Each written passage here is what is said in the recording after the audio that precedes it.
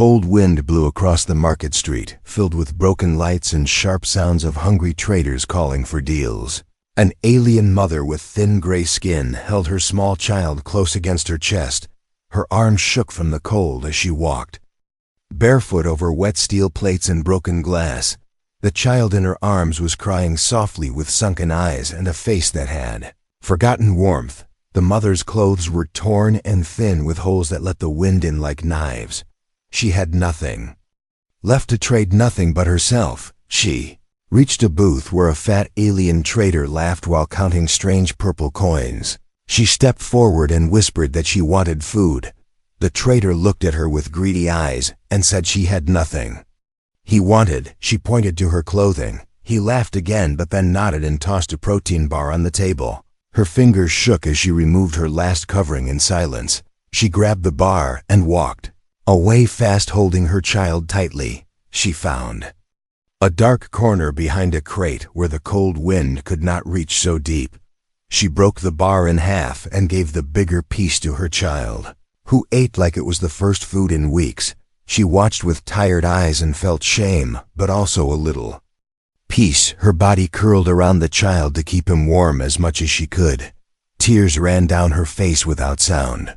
From across the street, behind the thick smoke of burning trash, a human watched in silence. He wore a long coat with patches and dirt, and his eyes stayed locked on the mother and child. His name was Reed, a former soldier now marked a traitor by the Galactic Federation. He knew this market well. He came here for weapons and secrets, but this night he found something else. He waited until the trader turned away, then he crossed the street slowly. The mother saw him and pulled her child closer, her body tense like a hunted animal. He stopped a few steps away and knelt down. He took off his coat and held it out toward her without saying a word. She looked at him with sharp eyes full of fear. She had seen humans before. Some were worse than monsters, but this one looked different. His face was tired but not cruel. His hands were open, not closed. She took the coat slowly and wrapped it around her child first, then herself. Reed stood up and turned away, walking without looking back. He stopped after a few steps and turned his head slightly. He said in a quiet voice that she could come if she wanted. He had food and a heater. It was her choice. She hesitated for a long moment. Then she stood holding her child and followed him. He led her through narrow alleys and down metal stairs covered in frost. They entered a broken building with walls covered in old posters and graffiti. Through a hidden door behind a fake shelf, they entered a small room lit by warm yellow lights. The room was not fancy, but it was safe. There was a heater in the corner and a small bed with clean sheets. Reed opened a box and gave her a thermal blanket and soft clothes. He turned his back while she dressed. He did not ask questions. He just made a pot of soup and placed it on the floor between them. Child was already asleep, his face resting on her chest with a full belly for the first time in many days. The mother stared at Reed with confusion and doubt. She asked what he wanted in return. He said nothing. He looked at her and said that once he had a daughter, but she was gone now. He did not explain more. He just leaned back against the wall and closed his eyes. She looked at him for a long time before speaking again. She asked if he was hiding from someone. He smiled without joy and nodded. The mother did not trust him yet, but something inside her heart shifted slightly. Not all humans were monsters. Maybe this one was different. Outside, the night grew colder. Above the city, the sky filled with blinking ships and dark clouds. Danger still lived out there in every shadow and every ship that passed overhead. But inside this small room there was warmth. There was still fear, but also a new feeling, hope. And far above the clouds, in a station orbiting the planet, a screen blinked red. A slaver captain saw the signal. A tracker had activated. The child was alive. The warmth of the small room wrapped around the alien mother like a soft memory she had almost forgotten, and her body relaxed. Just enough to let sleep take her for a little while, but sleep never stayed long, not with fear still living in her bones. She opened her eyes to find the child still sleeping, soundly wrapped in the thick human coat that carried a strange smell like metal smoke and something old like sadness.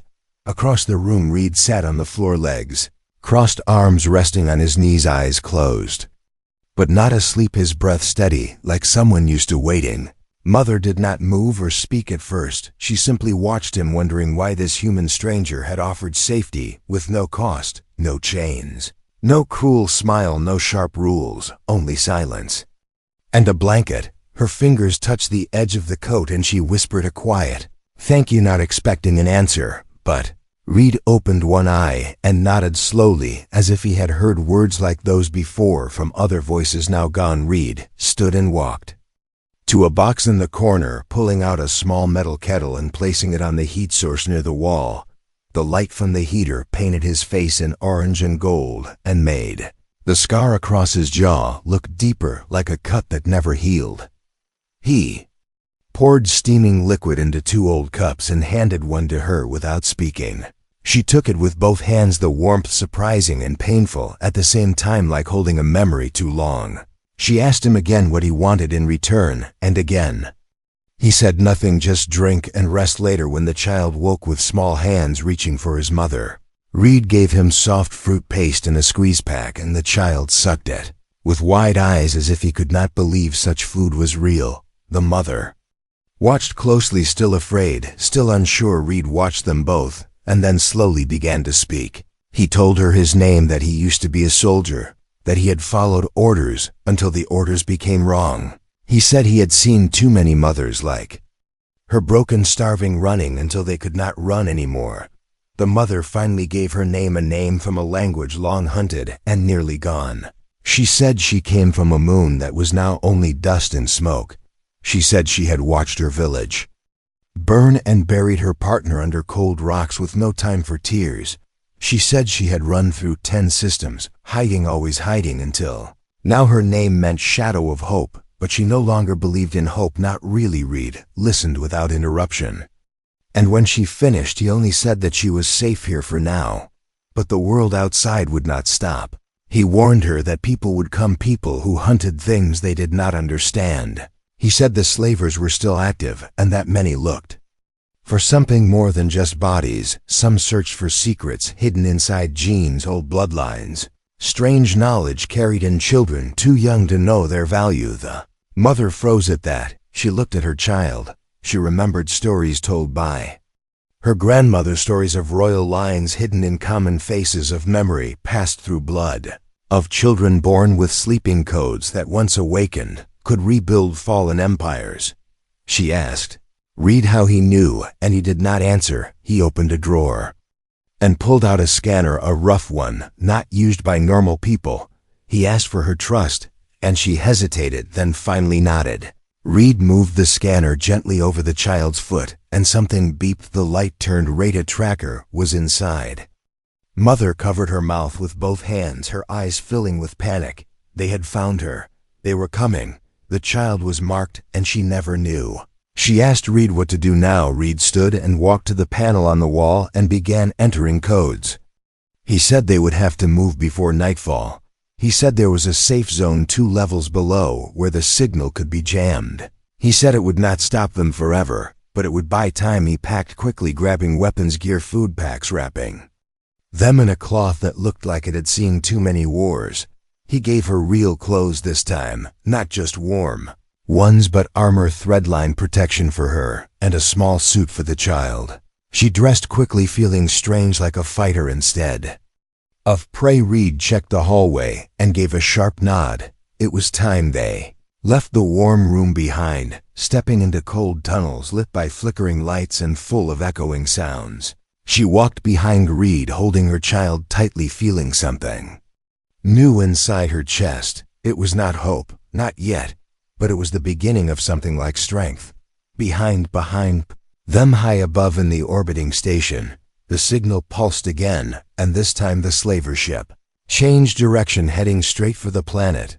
The lower levels of the city were older, darker, colder, filled with the smell of rust and lost things, the air thick with damp silence, broken only by the hum of old machines and the soft sound of their steps. Reed led the way, moving through narrow passages that twisted like broken veins under the surface. The mother followed close behind, her child held tight in her arms.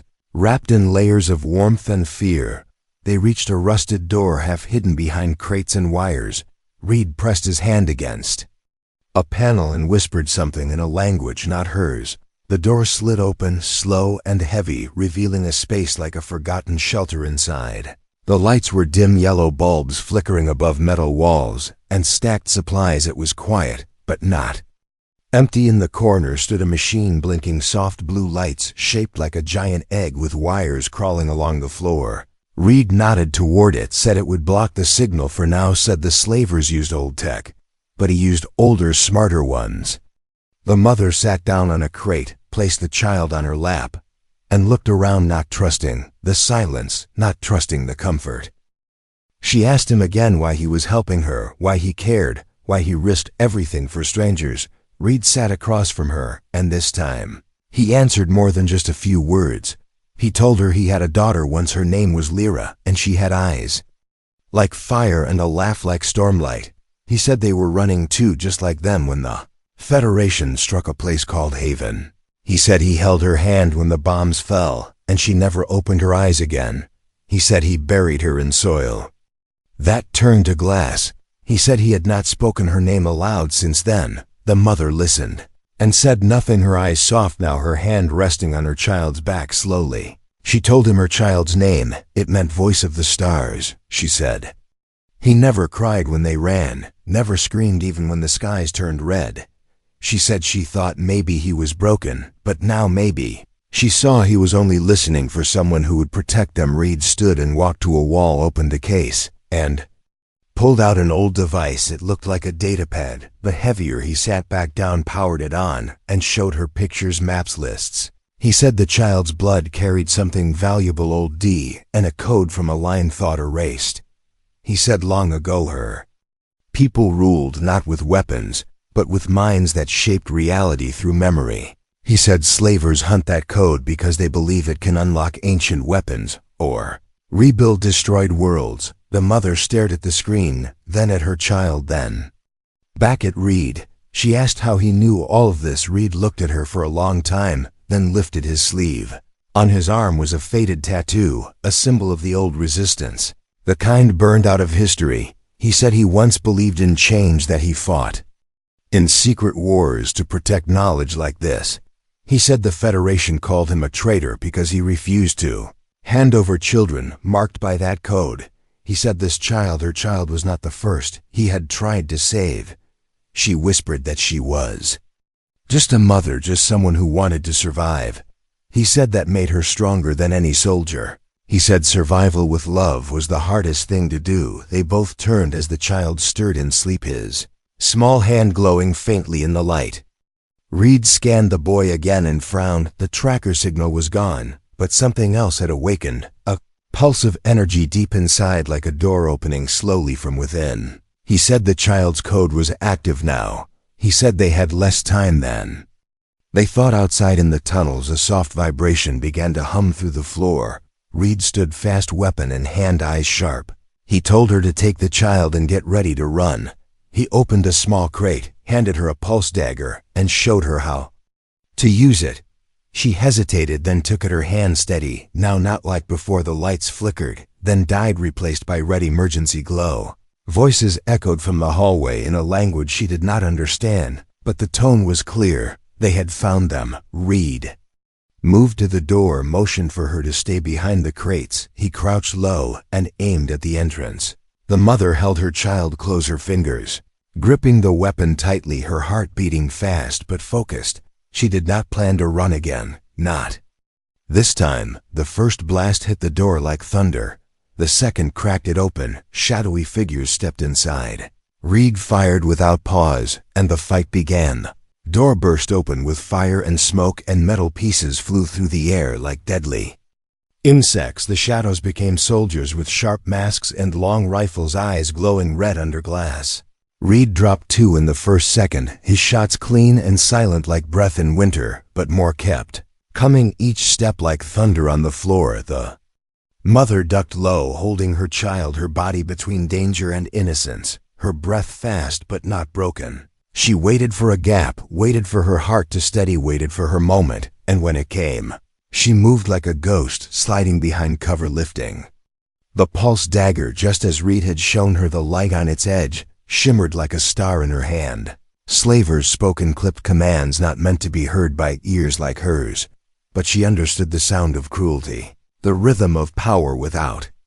Mercy, one of them pointed at the child, shouted something that made her blood turn cold. The others moved forward, hands outstretched, not to kill but to take, to claim. She felt it deep in her bones. This was no simple hunt. This was a recovery. They believed they owned her child. Reed shouted for her to move, shouted that he would cover her. She grabbed a smoke bomb from the crate, threw it with shaking fingers, and watched as white fog filled the room like a storm. She ran with the child pressed close, his little arms around her neck, his eyes wide. But trusting, she ran through a side door. Reed had shown her just hours before a way out planned for this very thing. The tunnels outside were colder than she remembered, and the lights were worse, flickering and angry, but she kept going, her feet bare against steel, her mind fixed only on escape behind her. Reed fought like a man with nothing left to lose. Every shot placed with perfect control, every movement a memory from battles no one wanted to remember. He ducked, rolled, fired again, his arm bleeding from a graze, but his eyes never blinking, never missing. The slavers spoke his name now, whispered it, like a curse, like a story they had hoped was over. He grinned through the pain, shouted back that they should have stayed in the sky, that down here they would meet the ghosts they created. He triggered the trap. The floor shook as hidden charges blew the wall behind the slavers, tearing metal and fire through the room. Some screamed. Some fell, all hesitated. That was enough. He slipped out through a hatch, followed the same path the mother had taken, closing doors behind him, sealing routes, slowing pursuit. Every step hurt, but he kept going. She was ahead, maybe 20 meters, maybe more. He called out once and heard nothing, but then the faint sound of her child crying told him they were close. They met at a broken platform above an old elevator shaft. She turned. When she saw him, her face lit with relief, but her eyes still hard. She said they had to go deeper. He said yes and pointed to the shaft. They would climb down into the core levels where even the slavers feared to tread. They tied a rope made from old cables and began their descent, the child clinging to her back. Reed following, with one hand holding the line and the other holding his weapon. Each meter down felt heavier, each breath thicker, but they made it. The bottom was dark and quiet, the air stale and heavy with age. Here the machines no longer worked, and the walls were covered in moss that glowed faint green. They moved into an old chamber, once used for maintenance, now a nest of forgotten machines. Reed set the scanner on the ground, checked the signal. The tracker was fully dead, but the other signal, the one inside the child, it was growing brighter. Not just a code now, not just hidden DNA, it was changing. The mother sat on the ground, laid the child across her lap, his face peaceful but glowing softly, his skin touched with a faint golden light, his veins pulsing like starlight in water. She asked Reed what was happening. He said he did not know, not fully, but he had seen this once before. He said it meant the awakening had begun. The mother looked at her son with fear and wonder. She asked if he would still be her child. Reed said yes, but more than that, he would become something powerful, something others would fear and try to control. The sound of boots echoed above. The slavers were coming again, slower this time, cautious. They knew now this was no simple mission. Reed stood, lifted his rifle, checked the rounds, only 3 left. He looked at the mother, told her she had to protect the boy now. He would stay back, delay them. She refused, said they would fight together. Reed smiled and said then they would make it count. Above, the slaver captain stepped onto the platform, looked down into the darkness, his helmet scanning for life. He raised his voice, called out the mother's name, said they knew what she had and that it did not belong to her. He said the child carried something that belonged to the galaxy. He said return what you stole. His voice echoed down like poison. Mother stood, her body blocking the child, her eyes filled not with fear but with fire. She shouted back, he is not a thing. He is my son. After her words was deep like the breath before a storm. The slaver captain did not reply, not right away. His boots clicked slowly as he moved across the upper floor, peering into the dark like a wolf. Sniffing for weakness below in the green glowing chamber, the mother stood tall, her back straight, her arms tight around her son, who now slept like stone and stars, both still and glowing. Reed moved beside her, his rifle ready, his eyes watching every shadow, his thoughts moving faster than light, trying to guess the next move, the next trap, the next moment of pain. The mother asked again what was happening to her child, her voice a whisper wrapped in fear. Reed answered that the code inside him was not just a key, it was a voice. He said ancient blood carried ancient truths, and now that voice was waking, reaching through time, calling to machines and memories buried under stars. The mother did not fully understand, but she believed him. She looked at her son and saw not just a child, but something more. Not a weapon, not a treasure, but a spark from something greater than both. Suddenly, the walls shook, dust fell from above as slaver soldiers dropped into the chamber, ropes snapping like whips as black armored shapes landed around them, weapons drawn, eyes glowing. Reed fired the first shot, the second, the third. 2 soldiers dropped before they even raised their guns. The mother turned, shielding her son, her other hand gripping the pulse dagger so tight her fingers burned. She moved like wind, cutting a path through one soldier, then another, her movements fast, sharp, learned in fear, but powered by something stronger. The slavers were trained, but not ready for a mother's rage. Reed covered her side, reloading behind old machines, yelling commands in code to activate the chamber defenses. Lights burst from the ceiling, beams of gold and silver, locking onto the intruders, stunning some, turning their steps to confusion. Reed shouted that the old tech was responding to the child, his presence, his energy pulling ancient systems awake. The mother saw her son begin to rise, not by hands, not by wires, but by light. His body lifted softly into the air, arms spread, eyes still closed. A circle of light formed beneath him, symbols no one alive could read, flickering across the floor like forgotten language. Slaver captain jumped down at last, landing with a crash. His armor heavier, his eyes brighter, his voice louder. He shouted that they were fools, shouted that the child belonged to the rightful heirs of the void. He said the boy's blood was a map to the vault of suns. He said within that vault lay power to rule galaxies. He reached toward the child with a gauntlet made of black bone and steel, but the light flared, the symbols spun faster. The captain was thrown back across the room, crashing into a wall, his armor cracking, his scream like fire on ice. The mother ran to her child, reached out her hands, calling his name, calling not as protector but as mother. The light softened, lowered him back into her arms, his breathing slow but steady, his glow fading gently like a sunset ending. She held him close, whispered his name again and again, until he opened his eyes and smiled weakly. Reed approached slowly, watching the symbols fade, the air still buzzing with energy. He said the child had activated the gate seed. He said very few could survive such awakening. He said her son was now bonded with the ancient net. She asked what that meant. Reed said it meant the galaxy would hunt them forevermore. Slavers poured into the chamber, guns raised, voices shouting, but now something had changed. Machines around them turned, panels opened. Old weapons rose from hidden walls. The chamber itself came alive. Reed grabbed the mother's arm, told her to run, told her he would hold them back. She shook her head, refused again, and Reed only nodded. This time said, then they fight together. The machines fired beams of pure sound. The slavers screamed as their armor cracked their minds. Shaken by forgotten frequencies, Reed moved between beams like shadow, shooting swift and sure. The mother fought. To her blade clean, her steps firm, her fear replaced by fury. She fought not for escape now, but for tomorrow. In the middle the child stood once more, the light not as bright, but steady, his voice rising in a song no one had taught him. A song that filled the air like the smell of fire and wind and stars. The slavers froze, some dropped weapons, others ran, but the captain remained, crawling forward, teeth bared, rage burning. He shouted again, for the child screamed that he was destiny, screamed that without him the stars would go silent. The child turned his head, slowly looked at the captain, and raised one small hand. The light burst from his palm, not fire, not lightning, but truth. The captain fell back, trembling, eyes wide before going still.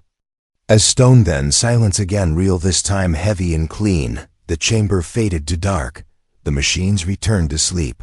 The child leaned against his mother's chest, and she held him with tears, not of fear, but something softer. Reed looked at them both and said quietly, "Now they know what he is, and they will come, all of them."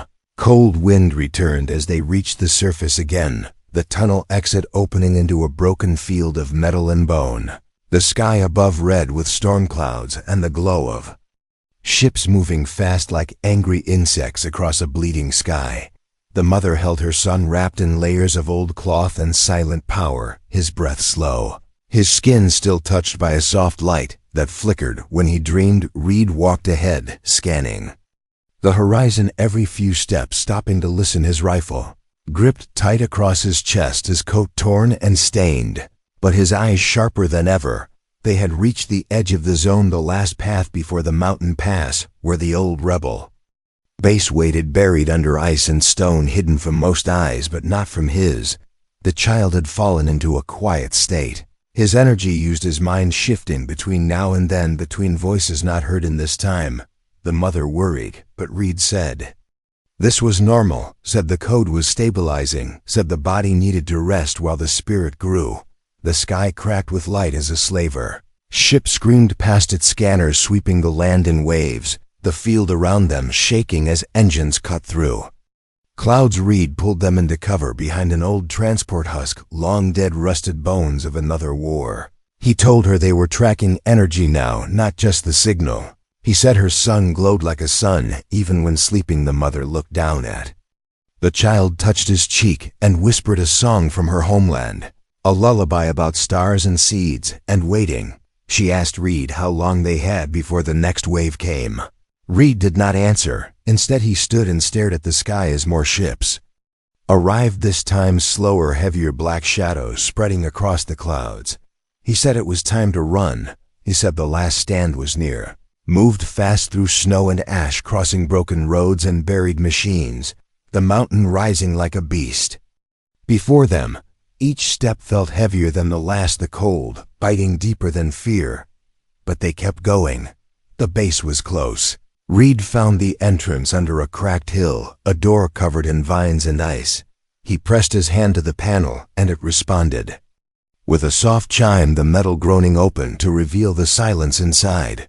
The base was dark but alive, systems flickering awake as old energy cores hummed beneath the stone. They entered, and Reed sealed the door behind them. The mother looked around at the long halls and empty rooms, asked if this place was safe. Reed said it was not safe, only forgotten. He said they would have one chance. No second run, no backup, no help, only them. He led them to the control room, where he placed the child into a healing cradle, wires slipping gently around his arms, his head glowing softly. He told the mother the machines would help balance the code. He said the boy needed protection now, not from slavers, but from himself. He said power this old could destroy the host if not guided. The mother knelt by the cradle, her hand resting over his chest, feeling the steady beat like distant thunder. She said she would not leave him again. Reed nodded and turned toward the defense station, began entering codes, began activating the old weapons hidden in the walls and cliffs above. He looked calm, but the mother saw the tension in his shoulders. She asked if he had been here before. He said yes. He said this place was where he became a traitor long ago. He had refused to obey an order to kill a child with the same glow. He had taken the child and run. The Federation had burned the mountain, but failed to kill him. Now they would try again. The alarms began to sound. The sky above the mountain flashed with lights as the ships closed, and Reed activated the auto turrets, the pulse shields, the decoy fields, all of them groaning as they woke from sleep. He gave the mother a blaster, told her to stay close to the child, told her to shoot if anyone came through the door. She asked where he was going. He said the roof. He climbed the old stairs alone, each step a memory, each floor a scar. The roof opened to the sky, and the wind hit him like a wave, but he stood tall. He raised his rifle, aimed at the lead ship, and fired once, a beam of blue light tearing through the clouds. The ship dodged but slowed. Then they all began to fire. Sky turned to fire. The mountain shook. Reed moved like lightning between cover and control points. He shouted into the wind that they would not take the boy. He shouted that he would burn every ship if he had to. He shouted a name. Lyra, his daughter's name. Inside, the mother held her son tight, the cradle glowing brighter. The air filled with the sound of machines and memory. She whispered to him again, her voice steady, her hands strong. She told him his name. She told him her story. She told him what it meant to be born free. The mountain roared above, the human fought like fire, and the child began to wake again. The mountain burned with light and fury, the sky above torn open by fire and steel, the air filled with the roar of falling ships and the crack of old cannons reborn through code and will, and one man's choice to make his last stand. Reed moved like shadow and flame, his coat trailing behind him as he dashed from turret to tower, each weapon a voice in his hands, each blast a sentence written in fire. The slavers sent wave after wave, each ship faster, each squad stronger, but the mountain held, and so did the man who called it home one last time below, deep within the hidden heart of the base. The mother stood near the cradle, her son still glowing, his breath calm, his mind now bridging two worlds, one of blood and pain and one of stars and memory. She watched the lights shift across the walls, ancient systems responding to the boy's presence, their hum soft but growing louder with each second. The base had once served warriors, rebels, thinkers. Now it listened to a child who had never been taught to lead, but who was born with the light of command in his veins. The mother stepped back and the room opened wide. A new doorway sliding free from stone and metal, revealing a chamber lost to time. Inside were statues not of warlords or kings, but of mothers and children, of builders and singers, of those who had carried life through fire, not with power but with love.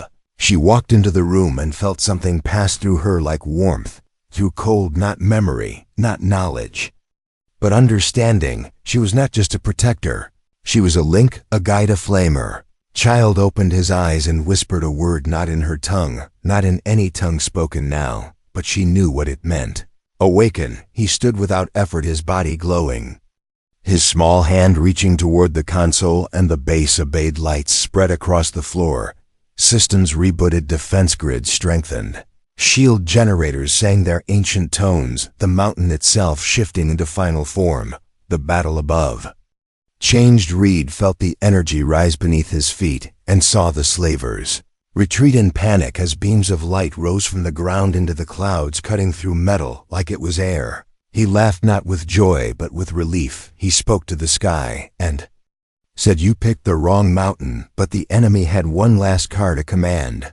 Ship twice as large as the rest fell from orbit, fire trailing behind it, a beast with teeth of plasma and claws of gravity, its engines pushing hard, its cannons aimed at the base. Reed saw it coming and knew he would not survive the next hit. He stood straight, lifted his rifle, and shouted one last time, not for war, not for revenge, but for his daughter. He fired again and again, and the light from the mountain joined him as if it remembered his pain below. The mother placed her hand on the console beside her child and spoke a command she had never learned. The chamber changed again. The walls unfolded into mirrors, and the mirrors showed her herself not as a victim, not as prey, but as one who had walked through death and chosen to rise.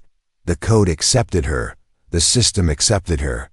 She was no longer a refugee. She was the guardian of the light. Her voice joined with the child's, and the mountain responded. A wave of force rose from its peak, striking the falling ship with a sound that cracked the sky. The slaver vessel split in two and vanished in flame. The echoes rolled across the world, and the silence after was complete. Reed fell to one knee on the roof, his breath heavy, his body broken, but his eyes full of peace. He had done what he came to do. He had saved one more life. He had bought a future. He smiled and whispered Lyra would have liked this place inside the base. The mother held her son, his glow now soft and calm, his hands warm against her own. She looked around at the chamber, now filled with light and life, and knew they would not run again. She stepped outside days later as survivors came, broken people, lost people, old rebels. and new faces drawn by the light that had saved the sky. They called her leader. She said no. She said she was a mother, and that was enough. They built a haven on the mountain, a place where no one would be turned away, where no child would be marked, where no mother would trade her body for food. Reed stayed for a while, but his heart still carried ghosts, and one day, he left without a word, leaving behind only his coat and a message, scratched into stone: protect the light, not because it is powerful, but because it is innocent. The child grew strong, his power guided by love, not fear. His story known across stars, not as a weapon, but as a hope. And the mother, once cold, once starving, once broken, became a legend, not for fighting, but for choosing to protect. She was not just saved, she became a savior.